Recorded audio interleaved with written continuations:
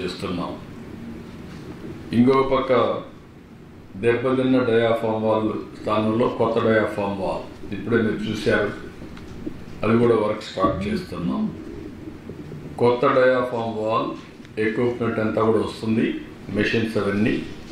ఇది జనవరి 2వ తారీఖున ప్రారంభం అవుతుంది, వర్క్ స్టార్ట్ అవుతుంది.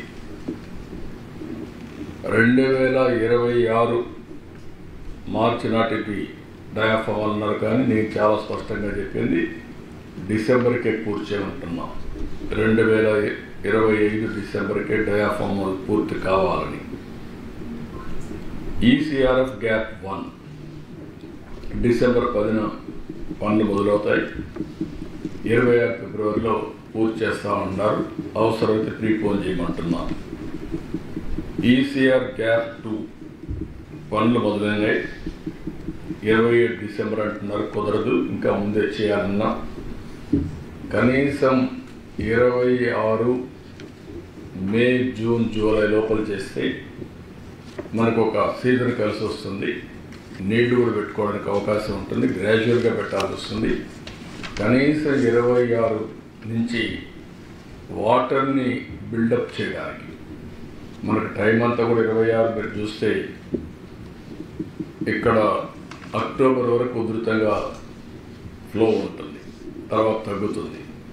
కాబట్టి అంత లోపల చేయగలిగితే నీళ్లు ఇంపౌండ్ చేయడానికి అవకాశం ఉంటుంది. అది కూడా చేయమని చెప్పి ఆదేశాలు ఇచ్చా, వర్కౌట్ చేస్తున్నారు. అదే సమయంలో కుడి కాలువ కనెక్టివిటీ ఇవి 1.5 ఇయర్లో కంప్లీట్ చేయమంటున్నాను. ఇప్పటి నుంచి 1.5 ఇయర్లో ఈ పూర్తి అయిపోవాలి. అదే మరి ఎడమ కాలువ కనెక్టివిటీ కూడా 1.5 ఇయర్లో పూర్తి కావాలి. అప్రోచ్ ఛానల్ పెండింగ్ పనులన్నీ 26 జూన్ లోపల పూర్తి అవ్వాలి. స్పిల్ ఛానల్ పెండింగ్ పనులన్నీ 27 అంటున్నారు, అంతకంటే ముందే పూర్తి కావాలి. 27 జూలై అన్నారు, దానికంటే ముందే కంప్లీట్ చేయమంటున్నాం. పైలట్ ఛానల్ పనులు కూడా 27 మే అన్నారు, ముందుగా చేయమంటున్నాం. ఎడమ కాలువ కనెక్టివిటీస్ పరిధిలో హెడ్ రెగ్యులేటర్ పనులు డిసెంబర్ 1న ప్రారంభమైనాయి. ఇది 2027 ఫిబ్రవరికి పూర్తి చేస్తూ ఉంటున్నారు. ఎంట్రీ ఎగ్జిట్ ఛానల్ పనులు 26 ఏప్రిల్ లోపల పూర్తి చేయాలని. ఇరిగేషన్ టన్నల్ పనులను 27 ఫిబ్రవరి లోపల పూర్తి చేయాలని. కుడి కనెక్టివిటీస్ పరిధిలో ట్విన్ టన్నల్స్ ఉన్నాయి, ఇవన్నీ డిసెంబర్ 1 మొదలవుతాయి, 26 లోపల పూర్తి చేయాలని. బండ్ 1, 2 పనులు కూడా మే 25 పూర్తి చేయాలని. మొత్తం భూసేకరణ కూడా 16,440 ఎకరాలు చేయాలి. ఈ పనులన్నీ ఏప్రిల్ 25కు పూర్తి చేయమంటున్నాం. ఇది వార్ ఫుటింగ్లో చేయాల్సిన అవసరం ఉంది. R&R కూడా 2026కి పూర్తి చేసే విధంగా కార్యక్రమం పెట్టుకున్నాం. ఇవన్నీ క్లియర్ కట్గా మీకు అందరికీ టైము, డేట్స్ అవన్నీ కూడా ఫైనలైజ్ చేశాం. ఇదే ఇన్ఫర్మేషన్ ఈరోజు PPA కూడా ఇక్కడే ఉన్నారని వారికి కూడా సబ్మిట్ చేస్తున్నాం.